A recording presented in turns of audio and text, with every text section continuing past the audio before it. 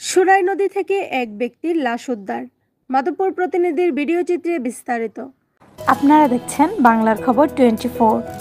বাংলার খবরে আপনার প্রতিষ্ঠানের বিজ্ঞাপন দিন। আপনার প্রতিষ্ঠানের কথা পৌঁছে যাক বাংলার ঘরে ঘরে। ব্রাহ্মণবাড়িয়ার নাসিরনগরে সুনাই নদী থেকে আবু সাইদ নামে এক ব্যক্তির লাশ উদ্ধার করেছে পুলিশ। তিনি হবিগঞ্জের মাধবপুর উপজেলার আদাউর ইউনিয়নের গোয়ালনগর গ্রামের মৃত তারা মিয়ার ছেলে।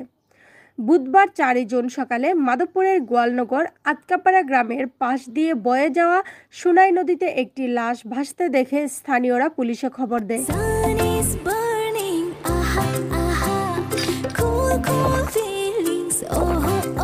ফ্রুটো এখন নতুন লুকে আর টেস্ট অ্যামেজিং।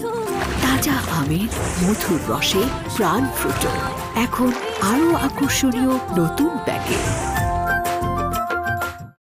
পরে মাধবপুর থানা পুলিশ ঘটনাস্থলে গিয়ে দেখে ঘটনাস্থলটি নাসিরনগর থানার আওতায়। স্থানীয়রা জানান, মঙ্গলবার 3 জুন আবু সাইদ মাছ ধরার জন্য নদীতে যান। এরপর আর বাড়ি ফেরেননি। নদীর পাড়ে তার ব্যবহৃত জামাকাপড় ও মোবাইল ফোন পাওয়া গেছে। নাসিরনগর থানার ওসি তদন্ত হাসান জামিল জানান, লাশ উদ্ধার করা হয়েছে এবং প্রয়োজনীয় আইনি প্রক্রিয়া চলছে।